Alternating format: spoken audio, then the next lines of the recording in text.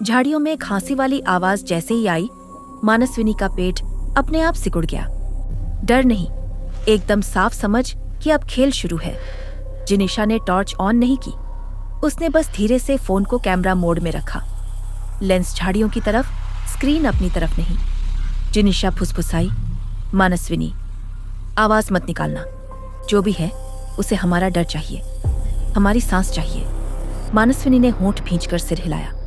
उसकी सांस अपने आप तेज हो रही थी, पर उसने जैसे तैसे उसे छोटे छोटे घूंटों में बांट लिया। झाड़ियों में फिर हल्की हरकत हुई। इस बार खांसी नहीं, जैसे कोई इंसान अपना वेट शिफ्ट कर रहा हो, पैर गीली पत्तियों पर टिकाकर खड़ा होने की कोशिश कर रहा हो। जिनिशा ने जमीन से एक छोटा पत्थर उठाया और जानबूझकर दरार के दूसरी तरफ फेंक दिया। छप! झाड़ियों वाला साया उसी दिशा में थोड़ा सा खिसका और उसी एक सेकंड में कैमरे ने एक चीज पकड़ ली। कंधे पर हुड नहीं, प्लास्टिक का रेन कैप, चेहरा नहीं, लो प्रोफाइल मास्क जैसा कुछ, और हाथ में कुछ चमका, फ्लैट टॉर्च की पतली रेखा जैसी। मानसविनी की आंखें फैल गईं। इंसान! जिनिशा ने तुरंत उसकी उंगली दबाकर उसे रोक दिया। फिर अचानक झाड़ियों वाला साया पीछे हट गया। भागा नहीं, पीछे सरका, जैसे उसे पता हो कि उसे दिखना नहीं है, सिर्फ महसूस कराना। उसी पल दरार के अंदर से वही खोखली हवा आई और मानसविनी के कान के पास जैसे किसी ने बहुत धीरे कहा, रिकॉर्डिंग चालू। जिनिशा के दिमाग में एक झटका सा लगा। ऐसा लग रहा था ये आवाज बाहर से नहीं आई, उसके दिमाग से आई। मानसविनी का शरीर कांप गया और उसी कांपने के साथ उसकी सांस तेज हुई, एकदम तेज। जिनिशा ने उसकी कलाई पकड़कर दबाई। देख मेरी तरफ। सांस धीमी, लेकिन तभी टॉर्च अपने आप फिर से झपकी, और इस बार सिर्फ झपकी नहीं, फोन की स्क्रीन पर स्टोरेज फुल, चमका, फिर गायब, जैसे किसी ने सिस्टम के अंदर से कहा हो, बस। जिनिशा ने फुसफुसाकर कहा, चल अभी, पीछे नहीं देखना। दोनों ने कदम पीछे हटाए, धीरे धीरे। झाड़ियों से एक बार फिर वही इंसानी खांसी आई, इस बार बिल्कुल पास, और फिर एकदम साधारण गांव वाली आवाज में किसी ने कहा, मैडम, रात में यहाँ क्यों आई? मानसविनी का दिल जैसे गले में अटक गया। जिनिशा ने पीछे देखा और टॉर्च ऑन कर दी। रोशनी में कोई भूत नहीं था, कोई परछाई नहीं, बस एक आदमी था, गांव का फॉरेस्ट गार्ड जैसा, गीला रेनकोट, हाथ में पुरानी सी लाठी, माथे पर पसीना। उसकी आंखें डर से नहीं, चिंता से लाल थी। उसने सीधा कहा, आप लोग मरोगे, मैं मजाक नहीं कर रहा। जिनिशा ने टॉर्च उसके चेहरे पर स्थिर रखी। तुमने ही खांसा था। गार्ड ने झट से सिर हिलाया। हाँ, मैं ही पीछा कर रहा था, क्योंकि आजकल जो भी यहां जाता है वापस वैसा नहीं लौटता। मानसविनी ने धीमे से कहा, तो वो हुड वाला? गार्ड का चेहरा एकदम सख्त हो गया। मैंने भी देखा है उसे, पर मैं पकड़ नहीं पाया। वो दिखता कम है और गायब ज्यादा होता है। जिनिशा ने पूछा, ऐसा क्यों? गार्ड ने निगल कर कहा, क्योंकि वो अकेला नहीं है मैडम। रात में यहाँ 2 चीजें चलती हैं, एक जंगल की हवा, दूसरा वो इंसान। जिनिशा ने गार्ड की बात काटी। पहचानते हो उसे? गार्ड ने इधर उधर देखा, फिर बोला, लोग उसे गीली परछाई बोलते हैं, पर मैं उसे काई वाला बोलता हूँ, क्योंकि जहां वो जाता है वहां काई कुछ देर के लिए और गीली हो जाती है। जिनिशा को वही सफेद गोल निशान याद आया। ये गोल निशान किसने बनाया? गार्ड ने होंठ चबाए। मैं नहीं जानता, पर यह निशान चेतावनी जैसा है, जैसे कोई कह रहा हो, बस यहीं तक, इसके आगे नहीं। जिनिशा ने बिना देर किए कहा, तुम हमें दिखाओगे वो रास्ता जहां रितेश गया था, एग्जैक्ट पाथ? गार्ड ने तुरंत मना कर दिया। अभी नहीं, अभी आप दोनों वैद्य नीलकंठ के पास जाओ, वो समझाएगा, और अगर वो बोले कि मत जाओ तो मत जाना। जिनिशा ने ठंडी आवाज में कहा, समझाया तो उसने पहले भी, अब हम समझने नहीं, साय को पकड़ने आए हैं। गार्ड ने थककर कहा, मैडम, पकड़ने से पहले बचने का तरीका सीखो। इस जगह पर जीतने की जल्दी ही लोगों की मौत का कारण बनी है। अगली सुबह जिनिशा ने लॉज के कमरे में मानसविनी को बताया कि उसने कल ही एक कांच की बोतल में दरार वाली जगह की हवा भरी, वैसे ही, बिना गहरी सांस लिए। बस बोतल को दरार के पास ले जाकर बंद किया। मानसविनी ने हैरान होकर पूछा, ये क्यों किया? जिनिशा बोली, अगर वहां सच में भूत है तो बोतल में कुछ नहीं होगा, पर अगर हवा में कुछ है तो आज मैं पता लगा के रहूंगी। फिर जिनिशा ने बोतल को धूप में नहीं रखा। उसने उसे लॉज के बाथरूम के ठंडे कोने में रखा जहां नमी रहती है, और सिर्फ 2 घंटे में बोतल के अंदर कांच पर हल्की सी धुंधली परत जम गई, जैसे किसी ने अंदर से सांस मारी हो। मानसविनी का चेहरा उतर गया। ये नॉर्मल नहीं है। जिनिशा ने बोतल को हिलाया। परत नहीं हिली। ये धूल या काई नहीं, ये कुछ ऐसा है जो चिपकता है। और सच को खंगालने दोपहर में दोनों गांव के स्कूल गई। क्यों? क्योंकि रितेश की सबसे ज्यादा बातें स्कूल के गेट के पास हुई थी, यही चाय वाले ने बताया था। और गांव में स्कूल हर अफवाह का सबसे तेज गवाह होता है। स्कूल में एक महिला मिली, टीचर सुमेधा। साड़ी साधारण, बाल कसकर बंधे, आवाज मीठी, लेकिन आंखें बहुत ज्यादा चौकस। आप जिनिशा हैं? सुमेधा ने पहले ही लाइन में कहा। जिनिशा रुकी। तुम मुझे जानती हो? सुमेधा मुस्कुराई। गांव छोटा है मैडम, यहाँ खबर हवा से पहले पहुंचती है। मानसविनी ने सीधे पूछा, रितेश कैसा था? सुमेधा की आंखें हल्की नरम हुई। सीधा था, पर पिछले कुछ दिनों से वो खाली रहता था, जैसे स्मरण शक्ति में छेद हो गया हो। बात बीच में भूल जाता था। जिनिशा ने शांत स्वर में कहा, वो शंख चट्टान क्यों गया? सुमेधा ने पहली बार नजर नीचे की। उसके फोन पर कोई उसे बुला रहा था। उसने मुझे भी एक बार दिखाया मैसेज, वही टाइम वही जगह। मानसविनी चौंकी। तुमने किसी को बताया? सुमेधा ने बहुत सामान्य अंदाज में कहा, मैडम, यहां लोग पुलिस को नहीं बताते, यहां लोग वैद्य नीलकंठ को बताते हैं। ये नाम आते ही जिनिशा की आंखों में हल्की चमक आई। सुमेधा ने बात आगे बढ़ाई। नीलकंठ ने रितेश को समझाया था, पर रितेश जिद्दी था। जिनिशा ने पूछा, तुम्हें गीली परछाई पर भरोसा है? सुमेधा ने बहुत छोटे वाक्य में कहा, भरोसा नहीं है, डर है। और डर यहाँ सिर्फ अंधेरे से नहीं है, डर कुछ लोगों से भी है। जिनिशा ने पूछा, कौन लोग? सुमेधा ने स्कूल के बाहर झांककर धीरे से कहा, जो रात में जंगल के अंदर जाते हैं और दिन में ऐसे चलते हैं जैसे कुछ हुआ ही नहीं। शाम होते होते जिनिशा फिर वैद्य नीलकंठ के पास गई। इस बार अकेली नहीं, साथ में मानसविनी और बोतल भी। नीलकंठ ने बोतल देखी और उसकी आंखें 1 सेकंड के लिए बहुत ध्यान से बोतल पर टिक गईं। उसी 1 सेकंड में जिनिशा ने समझ लिया, ये आदमी जानता है कि बोतल में क्या है। नीलकंठ ने सीधा पूछा, ये हवा कहाँ से ली? जिनिशा ने भी सीधा जवाब दिया, दरार के पास से। नीलकंठ ने बोतल अपने हाथ में ली, ढक्कन खोला नहीं, बस पास लाया, सूंघा और वापस रख दिया। फिर उसने वही शांत आवाज में कहा, मैडम, अभी भी संभल जाइए, नहीं तो आप अपनी मर्जी की मालकिन नहीं रहेंगी। ये जगह धीरे धीरे आदमी को अपने हिसाब से चलाती है। मानसविनी ने पूछा, कैसे? नीलकंठ ने इस बार भूत नहीं कहा। डर में आदमी की सांस बदलती है, पसीना बदलता है, आवाज बदलती है, और जंगल में कुछ चीजें उन बदलावों पर चिपक जाती हैं। फिर आदमी का दिमाग चीजें भूलने लगता है या चीजें जोड़ने लगता है। जिनिशा ने तुरंत पकड़ लिया, मतलब हवा में कुछ है। नीलकंठ ने सिर हिलाया, पर आधा।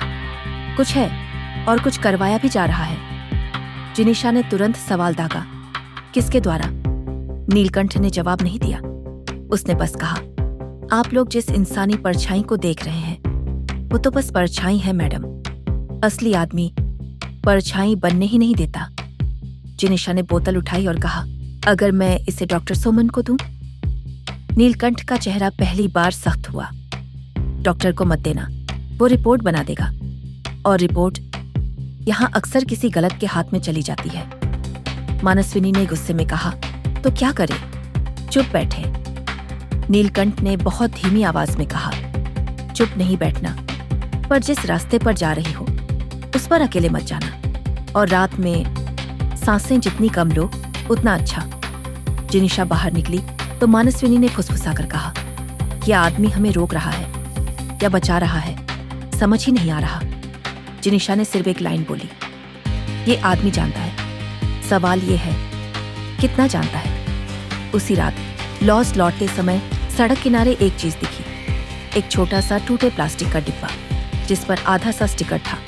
पूरा नाम नहीं दिखा, बस एक हिस्सा BIO और नीचे छोटा सा चिन्ह, 3 पत्तों जैसा, पर पत्ते नहीं, सिंबल था। मानसविनी ने कहा, ये तो किसी लैब वाली चीज लग रही है। जिनिशा ने डिब्बा उठाया। अंदर कुछ नहीं था, लेकिन ढक्कन के अंदर हरा सा बहुत हल्का दाग था, काई नहीं और ना ही पत्ते के रस जैसा। वो कुछ और ही था। और उसी वक्त जिनिशा के फोन पर एक नया मैसेज आया, अननोन, आज रात मत आना, नहीं तो अगली बार याद भी नहीं रहेगा। मानसविनी ने घबराते हुए कहा, ये हमें सचेत कर रहा है या धमका रहा है?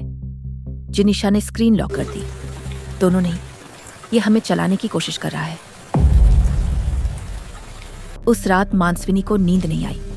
करीब 3:07 पर वो पानी पीने के लिए उठी और देखा, लॉज के खिड़की के बाहर पेड़ों के बीच एक बहुत पतली सी सफेद लकीर खड़ी थी, जैसे कोई इंसान खड़ा हो, पर इंसान नहीं, लंबा, स्थिर और हवा में भीगा हुआ। मानसविनी ने धीरे से जिनिशा को जगाया। जिनिशा ने पर्दा खींचा और वही लकीर गायब, लेकिन खिड़की के शीशे पर अंदर से नहीं, बाहर से एक गोल सफेद निशान था।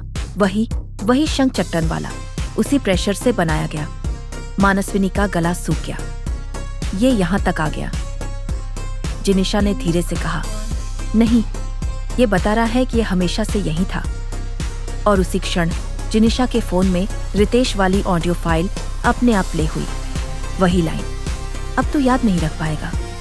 और इस बार ऑडियो के पीछे एक नया छोटा सा शब्द था, बहुत धीमा, कल स्कूल के पीछे। अब मानसविनी ने दृढ़ निश्चय कर कहा, बहुत हो गई धमकी, कल नहीं, आज, अभी चलते हैं। सुबह के 4 बजे दोनों स्कूल के पीछे पहुंचे। बारिश फिर से हल्की हल्की शुरू हो गई थी। स्कूल की दीवारें गीली, जमीन पर लाल मिट्टी और किनारे पर वही घना पेड़ जिसकी जड़ों में पानी टिकता है। जिनिशा ने टॉर्च चलाया और उसी जगह जहां मिट्टी सबसे ज्यादा गीली थी, एक चीज चमकी, धातु की छोटी सी क्लिप, जैसे किसी बैज का हिस्सा। उस पर 2 अक्षर, R9। मानसविनी बोली, ये क्या है? जिनिशा ने कहा, ये यूनिफॉर्म का हिस्सा नहीं, ये किसी सिक्योरिटी या फील्ड किट का हिस्सा लगता है। और उसी समय पीछे से कुत्ते भौंके, पर भौंकने में डर नहीं था, भौंकने में घुटन थी, जैसे उन्हें भी हवा भारी लग रही हो। मानसविनी के सिर में फिर वही दर्द उठा, चिन्नी, मुझे, चाय का स्वाद। फिर रुककर खुद चौंकी, ये मैं क्या बोल रही हूँ? जिनिशा ने उसे पकड़ लिया। बस यही है, यही असर है। और तभी स्कूल की दीवार के पार से किसी ने बहुत धीमे कहा, मैडम, आप गलत जगह आ गई। जिनिशा ने टॉर्च घुमाया। दीवार के पास कोई नहीं, लेकिन जमीन पर गीली मिट्टी में ताजा जूते के निशान थे और निशानों के पास वही सफेद परत की एक हल्की बूंद जैसे टपकी हो। जिनिशा ने दांत भींचकर कहा, ये इंसान है। मानसविनी ने पूछा, पर वो आवाज, वो हंसी? जिनिशा ने बहुत साफ कहा, या तो इंसान हवा में कुछ मिलाकर उसको हमारे खिलाफ कर रहा है, या फिर हवा में कुछ ऐसा है जिसका फायदा इंसान उठा रहा है।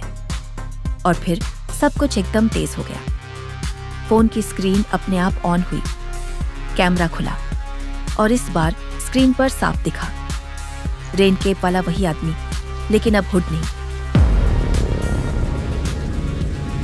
उसने अपना हाथ उठाया और हाथ में वही पतला टॉर्च, और टॉर्च की रोशनी से उसने दीवार पर एक चीज लिखी, गीली सफेद परत से। रितेश गिरा नहीं था, उसे वहां ले जाया गया था। मानसविनी ने चिल्लाना चाहा, पर आवाज नहीं निकली। उसके गले में जैसे कुछ चिपक गया हो। जिनिशा को लगा जैसे कोई दूर दराज से फोन ऑपरेट कर रहा हो। अब उसे सच में डर लगा। उसने एकदम तेजी से दीवार फांदने की कोशिश की, लेकिन जैसे ही उसने कदम उठाया, उसके पैरों के नीचे मिट्टी फिसली और उसी पल वो आदमी गायब। पर जमीन पर एक चीज रह गई, वही टूटा बायो वाला डिब्बा, इस बार पूरा स्टिकर साथ, Konkan bio research field kit, आधा पानी से खुला। पर पढ़ा जा सके इतना। जिनिशा ने डिब्बा हाथ में लिया और पहली बार उसकी आवाज में हल्का सा जीत का सुर आया। मानसविनी ने पूछा, और वो आदमी किसके लिए काम कर रहा है? जिनिशा ने डिब्बे का स्टिकर फिर देखा और उसकी आंखों में ठंडी चमक आई, जिसके पास जंगल में जाने की वजह भी है और रिपोर्ट मिटाने की ताकत भी। और तभी मानसविनी के फोन पर एक नया नोटिफिकेशन चमका। अननोन सेंडर, कल दोपहर टीचर सुमेधा अकेली मिलेगी। जिनिशा की सांस 1 सेकंड के लिए रुकी। कहीं ये सच में भूत तो नहीं? मानसविनी का फोन अभी भी कांप रहा था। स्क्रीन पर वही लाइन टिकी थी, कल दोपहर टीचर सुमेधा अकेली मिलेगी। मानसविनी ने धीमे से कहा, कि हमें टाइम भी दे रहा है और आदमी भी चुन रहा है। जिनिशा ने फोन तुरंत अपनी जेब में रखा, जैसे उसे छूने से भी वो मैसेज शरीर के अंदर उतर जाएगा। जिनिशा बोली, ये 2 में से एक काम कर रहा है, या तो हमें सही जगह ले जा रहा है या हमें गलत जगह धकेल रहा है। मानसविनी ने आंखें मिचमिचाईं। पर क्यों सुमेधा? जिनिशा ने जवाब तुरंत नहीं दिया, बस बाहर खिड़की के पास जाकर जंगल की तरफ देखा। रात अब थोड़ी हल्की थी, पर हवा में वही गीलापन था, जैसे पेड़ों की सांस भी भीगी हो। जिनिशा बोली, क्योंकि सुमेधा हमारे सवालों के बीच में खड़ी है और जो भी ये खेल चला रहा है उसे बीच वाले लोग पसंद होते हैं। बीच वाला गिरा तो दोनों तरफ की रस्सी ढीली पड़ती है। सुबह की पहली रोशनी में लॉज का कमरा सामान्य दिखना चाहिए था, पर जिनिशा की नजर सीधे बाथरूम के ठंडे कोने पर गई, जहां उसने हवा वाली बोतल रखी थी। बोतल वहां नहीं थी। मानसविनी की आवाज निकली भी नहीं, बस मुंह खुला रह गया। रात में हमने दरवाजा लॉक किया था। जिनिशा ने पूरे कमरे में नजर दौड़ाई। सामान वैसा ही था, बैग भी, जूते भी, बस बोतल गायब। और फिर दरवाजे के अंदर वाले हिस्से पर ठीक हैंडल के पास एक छोटा सा सफेद गोल निशान था, पतला, जैसे उंगली ने दबाकर छोड़ा हो। मानसविनी का गला सूखा। ये अंदर आया था। जिनिशा ने दांत खींचे। हाँ, और ये बोतल नहीं ले गया, ये संदेश ले गया है, हमारे सबूत की हवा। मानसविनी ने फुसफुसाया, तो ये सबूत से डरता है? जिनिशा ने सिर हिलाया। नहीं, ये सबूत को अपने हिसाब से अपने टाइम पर वापस देना चाहता है। जिनिशा ने किसी को कॉल नहीं किया, सीधे अस्पताल गई। डॉक्टर सोमन उन्हें देखकर जैसे पहले ही समझ गए कि कुछ हुआ है। उन्होंने बिना भूमिका के कहा, मैडम, रात में कोई आया था। जिनिशा की आवाज सख्त थी। कहाँ? सोमन बोले, मॉर्चरी के पीछे। मैंने जो सैंपल रखा था वो अलमारी में था। सुबह देखा, ढक्कन आधा खुला और अंदर की स्लाइड गायब। मानसविनी के हाथ अपने आप कांप गए। कोई चोर? सोमन ने बहुत छोटी, बहुत थकी सी मुस्कान दी। चोर पैसे चुराता है, ये सांस चुराता है। जिनिशा ने पूछा, आपने किसी को बताया था? सोमन ने सिर झुका लिया। मैंने सिर्फ एक आदमी को बताया था, क्योंकि वो गांव में सबका भला करता है। मैंने बस पूछा था, ये जो गीला सा पराग है, क्या ये किसी जड़ी बूटी से जुड़ा हो सकता है? जिनिशा की आवाज और ठंडी हो गई। कौन? सोमन ने नाम लिया, वैद्य नीलकंठ। मानसविनी ने तुरंत जिनिशा की तरफ देखा। वही। जिनिशा ने कुछ नहीं कहा, बस 1 सेकंड के लिए आंखें बंद की, जैसे दिमाग में 2 लाइनें जुड़ गई हों। फिर बोली, डॉक्टर, आप पुलिस को बता रहे हैं? सोमन ने बहुत धीमे कहा, मैडम, यहाँ खबर आग की तरह फैलती है। पुलिस को कब का पता चल गया होगा? दोपहर में स्कूल खाली था, बच्चे छुट्टी पर थे। बस बरामदे में हवा की सीटी थी और ब्लैक बोर्ड पर पुराने अक्षर। सुमेधा अकेली मिली, सच में अकेली, पर उसके अकेलेपन में सुकून नहीं था, तैयारी थी। उसने कहा, आप लोग सच में आ गए। आवाज मीठी थी, पर नजरें तीखी। जिनिशा ने सीधा पूछा, तुम्हें मैसेज किसने दिखाया था? रितेश का। सुमेधा ने धीमे से बैग खोला और एक मुड़ा हुआ कागज निकाला। कागज पर बच्चों की कॉपी वाली लिखावट में कुछ लाइनें थीं, कटे फटे शब्द, टाइम और अंत में एक जगह का नाम, शंख चट्टान के नीचे 7:17 मानसविनी ने कहा, ये रितेश की लिखावट है। सुमेधा ने सिर हिलाया। हाँ, उसने मुझे ये दिया था, बोला था अगर मैं कल कुछ भूल जाऊं तो मैडम ये देख लेना। जिनिशा ने तुरंत गौर किया, तो उसे पहले से पता था कि वो भूल सकता है। सुमेधा ने आंखें नीचे की। हाँ, उसे कुछ दिनों से यही हो रहा था। वो बात शुरू करता, फिर बीच में रुककर कहता, मैडम ये मैंने अभी बोला था ना, या कल बोला था? मानसविनी ने धीरे से पूछा। और तुमने किसे बताया? सुमेधा ने सीधा जवाब नहीं दिया, बस बोली, गांव में लोग पुलिस को नहीं बताते। जिनिशा ने नाम फेंका, तो क्या वैद्य नीलकंठ को बताया? सुमेधा का चेहरा हल्का सा सख्त हुआ। मैंने उन्हें बताया था, क्योंकि वो डर के वक्त लोगों को संभालते हैं। जिनिशा ने तंज कसा, क्या डर को सही दिशा में मोड़ते हैं? सुमेधा पहली बार चौंकी। आप क्या कह रही हैं? जिनिशा ने वही कागज वापस उसे पकड़ा दिया। मैं कह रही हूं, जिसे सब भरोसेमंद मानते हैं वही सबसे आराम से झूठ की दुनिया गढ़ता है, क्योंकि कोई शक नहीं करता। सुमेधा का गला सूखा। उसने बहुत धीमे कहा, मैडम आप लोग जो समझ रहे हैं वो इतना सीधा नहीं है। जिनिशा ने पूछा, तो टेढ़ा कैसे है? सुमेधा ने बैग से एक और चीज निकाली, एक छोटा सा प्लास्टिक का सील टैग। उस पर बहुत छोटे अक्षरों में लिखा था, कोंकण बायो रिसर्च, और नीचे वही 3 पत्तों जैसा चिन्ह। मानसविनी के मुंह से निकला, ये तो वही किट वाला है। सुमेधा ने हाँ में सिर हिलाया। ये टैग मुझे स्कूल के पीछे मिला था उसी रात के बाद, और तब से मुझे लगा मैं किसी गंदे खेल के बीच में आ गई हूं। जिनिशा ने पूछा, तुमने ये किसी को दिखाया? सुमेधा ने बहुत साफ कहा, नहीं, क्योंकि उसी रात मेरे घर के दरवाजे पर भी वही गोल निशान था और अंदर एक पर्ची, मैडम बच्चों के भले के लिए चुप रहना सीखो। ये लाइन सुनकर मानसविनी की आंखें गुस्से से भर गई। बच्चों का नाम लेकर धमकी दे रहे हैं? सुमेधा ने आंखें भींची। यहां लोग बच्चों से भी डरते हैं और बच्चों के लिए भी। जिनिशा ने सुमेधा को देखा, लंबा, स्थिर, जैसे वो किसी को परख रही हो। फिर बोली, ठीक है, आज रात तुम हमारे साथ रहोगी। सुमेधा घबरा गई। नहीं, मैं। जिनिशा ने उसकी बात काट दी। तुम अकेली रही तो तुम ही अगली शिकार बनोगी, और हमें सिर्फ मौत नहीं रोकनी, हमें ये पूरी कहानी रोकनी है। शाम ढलते ही हवा फिर मोटी हो गई। आसमान साफ था, पर जंगल से उठती नमी जैसे नीचे नीचे चल रही थी। जिनिशा, मानसविनी और सुमेधा तीनों एक पुराने पुल के पास रुके, ताकि रास्ता बदलकर रात में शंख चट्टान तक पहुंचा जा सके। यही वो जगह थी जहां गाड़ियों की लाइट दूर से दिख जाती है। और वही हुआ। दूर से एक सफेद एसयूवी की लाइट आई। गाड़ी रुकी नहीं, पर धीमी हुई। गाड़ी के दरवाजे पर वही 3 पत्तों वाला चिन्ह हल्का दिखा, धुंध में भी। मानसविनी ने सांस रोक ली। कंपनी।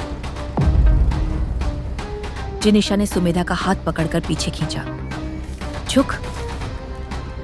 एसयूवी के अंदर 1 सेकंड के लिए एक आदमी दिखा। प्लास्टिक का रेन केप, चेहरे पर लो प्रोफाइल मास्क, हाथ में वही पतली फ्लैट टॉर्च जैसी चीज। मानसविनी का शरीर ठंडा पड़ गया। वही है। एसयूवी आगे निकल गई, लेकिन जाते जाते उसके पीछे से एक चीज सड़क पर गिर गई, जैसे जानबूझकर छोड़ी गई हो। जिनिशा ने जाकर उठाया एक छोटा सा मेमोरी कार्ड। मानसविनी ने कहा, यह ट्रैप है। जिनिशा ने शांत आवाज में कहा, हाँ, पर ट्रैप में भी कभी कभी सबूत मिल जाता है। लॉज लौटकर जिनिशा ने सीधे लैपटॉप खोला, कार्ड लगाया, फोल्डर खुला, एक ही फाइल, नाम R717। मानसविनी की आवाज कांपी। ये तो वही टाइम है। जिनिशा ने प्ले दबाया। वीडियो में शुरुआत में बस अंधेरा था, हवा की आवाज थी, फिर कैमरा हिला, पत्थर, काई, दरार, और फिर एक पल को रितेश का चेहरा। वो रो नहीं रहा था, चीख नहीं रहा था, वो सिर्फ फुसफुसा रहा था, अगर मैं भूल जाऊं तो ये वीडियो किसी को दे देना। और फिर वीडियो में एक दूसरा चेहरा फ्रेम में आया। चेहरा साफ नहीं, पर गर्दन पर एक खास निशान था, एक पुराना जलने का दाग। और आवाज बहुत साधारण, बहुत इंसानी। डर मत, बस सांस तेज मत करना, बस मेरे साथ चल। मानसविनी ने कहा, ये तो मदद वाली आवाज है। जिनिशा ने वीडियो रोक दिया। यही तो मिसडायरेक्ट है, उसने कहा। कुछ आवाजें मदद जैसी होती हैं, ताकि आदमी अपने पैर खुद आगे बढ़ाए मौत की तरफ। तभी स्क्रीन पर नीचे एक चीज चमकी। वीडियो के टाइमलाइन में एक फ्रेम पर छोटा सा टेक्स्ट, जैसे किसी ने एडिट करके छिपा दिया हो। बायोफील्ड टीम शिफ्ट बी। सुमेधा का चेहरा सफेद पड़ गया। तो ये सच में? जिनिशा ने लैपटॉप बंद नहीं किया। वो बस धीरे से बोली, अब ये केस सामान्य गांव के डर का नहीं रहा। ये केस उससे बहुत बड़ा है। रात करीब 10 बजे सुमेधा को लॉज के कमरे में बैठाया गया। दरवाजा अंदर से लॉक। मानसविनी उसके पास रही। जिनिशा बाहर गई, बस 5 मिनट हवा देखने। लॉज के पीछे जहां नमी जमती थी, जिनिशा ने टॉर्च की रोशनी में अपनी हथेली देखी। उसकी हथेली पर बहुत हल्का, लगभग अदृश्य सा एक गीला हरा धब्बा था, काई जैसा नहीं। और अजीब बात, धब्बा सूख नहीं रहा था, बस चिपका था। जिनिशा ने उसे पानी से धोया। धब्बा हल्का हुआ पर गया नहीं।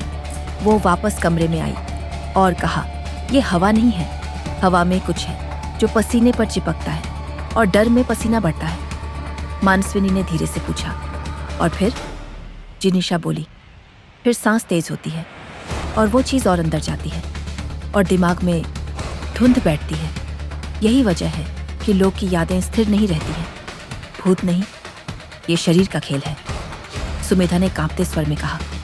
तो ये चीज़ हमारी मेमोरी बदल देगी? जिनिशा ने 1 सेकंड रुककर कहा, अगर हम उसे मौका देंगे तो हाँ। रात 11:36। कमरे की लाइट अचानक एक बार झपकी, फिर दूसरी बार। मानसविनी तुरंत खड़ी हुई। तीसरी झपकी के साथ दरवाजे के बाहर हल्की खरोंच की आवाज आई, जैसे कोई नाखून नहीं, कोई पतली धातु लकड़ी पर सरक रही। जिनिशा ने इशारा किया, चुप। उसने दरवाजे के पास कान लगाया। बाहर कोई बोल नहीं रहा था, पर सांसों की आवाज थी, बहुत धीमी, बहुत नियंत्रित, जैसे कोई डर बांटने आया हो। और फिर दरवाजे की नीचे वाली दरार से सफेद पतली परत का एक छोटा सा गोला अंदर सरका, जैसे कोई मार्क अंदर छोड़ रहा हो। सुमेधा का गला सूख गया। ये तो मेरे घर वाला निशान है। जिनिशा ने दरवाजा अचानक खोला। एक झटके में बाहर कोई नहीं, बस गीली लकड़ी की गंध और दूर सीढ़ियों के नीचे रेन केप वाले इंसान की परछाई फिसलती हुई। जिनिशा दौड़ी। लॉज की सीढ़ियां गीली थी। बाहर बारिश फिर शुरू हो गई थी। रेन केप वाला आदमी पीछे नहीं देख रहा था। उसे पता था कि कोई पीछा करेगा। वो जंगल की तरफ मुड़ा, लेकिन सीधे नहीं। पहले उसने सड़क काटी, फिर एक पुराने पत्थर वाले रास्ते पर गया जहां फिसलन कम थी। और वहीं 1 सेकंड के लिए जिनिशा ने उसके हाथ में वही पतली टॉर्च देखी, और टॉर्च की रोशनी में कुछ उड़ता हुआ, जैसे उसने हवा में कुछ झोंक दिया हो। जिनिशा की सांस अपने आप तेज हुई। उसी पल उसकी आंखों के आगे हल्की धुंधली सी हरी चमक उठी, बहुत छोटी, बहुत तेज, और कान में वही पुरानी लाइन, रिकॉर्डिंग चालू। जिनिशा ने खुद को झटका दिया। उसने अपने ही अंदर से कहा, मेरी सांस मेरी है। वो रुकी नहीं। वो आदमी एक पुराने शेड के पीछे गायब हो गया। जिनिशा वहां पहुंची। शेड खाली, पर जमीन पर एक चीज थी, एक आईडी कार्ड, मिट्टी में आधा दबा। नाम धुंधला था, पर कंपनी का लोगो साफ था, कोंकण बायो रिसर्च। और कार्ड के पीछे पेंसिल से लिखा हुआ एक नाम, शिफ्ट बी एन। जिनिशा ने कार्ड जेब में रखा और वापस लॉज की तरफ मुड़ी। लॉज के सामने वैद्य नीलकंठ खड़े थे, जैसे उन्हें पता था कि जिनिशा लौटेगी। उनकी आंखें शांत नहीं थीं, आज उनमें जल्दी थी। उन्होंने सीधे कहा, मैडम, आपने पीछा किया? जिनिशा ने जवाब नहीं दिया। आप यहाँ क्यों हैं? उसने पूछा। नीलकंठ ने बिना घुमाए बोला, क्योंकि आज रात कोई उठाया जाता तो वो टीचर होती, और टीचर उठी होती तो कल गांव उठता। मानसविनी ने चौंक कर कहा, आपको कैसे पता? नीलकंठ ने बहुत छोटा वाक्य कहा, मैं यहाँ की सांसें सुनता हूँ। जिनिशा ने कदम आगे बढ़ाया, और आप ये भी जानते हैं कि सांसों में क्या घुल रहा है? नीलकंठ ने आंखें हटाई। मैडम, कुछ चीजें जंगल में हैं, और कुछ चीजें जंगल का नाम लेकर इंसान चला रहा है। जिनिशा ने आईडी कार्ड निकाल लिया। ये कंपनी क्या करती है? नीलकंठ ने कार्ड देखा और बस 1 सेकंड में उसकी आंख का कोना सख्त हो गया। ये लोग फिर आ गए? जिनिशा ने तुरंत पूछा। फिर? मतलब पहले भी आए थे? नीलकंठ ने बहुत धीमे कहा। पहले नमूना लेने आए थे, अब रास्ता बनाने आए हैं। जिनिशा ने पूछा। और गीली पर अच्छाई? क्या है फिर? नीलकंठ ने जवाब दिया। वो चीज डर में आदमी के अंदर घुसती नहीं, वो आदमी के ऊपर बैठती है जैसे गीला कपड़ा। फिर आदमी गलत फैसले करता है और उससे बाद में लगता है मैंने किया ही नहीं। जिनिशा ने उसकी आंखों में देखा। आप हमें बचा रहे हैं या उन्हें? नीलकंठ ने बहुत साफ कहा, मैं गांव को बचा रहा हूं। और फिर उन्होंने एक लाइन ऐसी कही जो जिनिशा के लिए घंटी नहीं, हथौड़ा थी। मैडम, आपको लगता है आप पीछा कर रही हैं, पर असल में आप ही टारगेट हो। रात 2 बजे के आसपास सब कुछ थोड़ी देर के लिए शांत हुआ। बहुत खतरनाक शांत। कमरे में सुमेधा सो नहीं रही थी, बस बैठी थी, दोनों हथेलियां घुटनों पर दबाए। मानसविनी खिड़की से बाहर देख रही थी। जिनिशा आईडी कार्ड और मेमोरी कार्ड की कॉपी बना रही थी, कागज पर नोट कर रही थी ताकि डाटा गायब भी हो जाए तो उसके पास कुछ तो रहे। तभी जिनिशा को लगा उसकी सांस थोड़ी भारी हो गई है। ऐसा नहीं कि दम घुट रहा है, बस ऐसा कि ऑक्सीजन कम पड़ रही थी। उसने पानी पिया, फिर भी वही हाल। मानसविनी ने कहा, जिनी, तुम्हारा चेहरा। जिनिशा ने आईने की तरफ देखा। उसकी आंखों में बहुत हल्का एक गीला हरा पैटर्न झिलमिलाया। बस 1 सेकंड, फिर गायब। जिनिशा ने खुद को समझाया, थकान है। पर उसी सेकंड उसके होंठ अपने आप थोड़ा ऊपर उठे। एक छोटी सी हंसी, ऐसी हंसी जो उसके चेहरे पर फिट नहीं बैठती थी। मानसविनी जम गई। ये तुम कैसे हंस रही हो?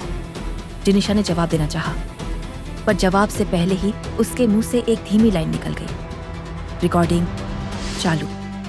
और उसी लाइन के बाद जिनिशा फिर हल्का सा हंस पड़ी, पैरानॉर्मल वाली, बहुत छोटी, बहुत गलत। मानसविनी ने उसकी कलाई पकड़ ली। जिनी, मुझे देख, मुझे देख। जिनिशा ने आईने में खुद को देखा और उस 1 सेकंड में उसे लगा आईने में जो चेहरा है वो उसे देख रहा है।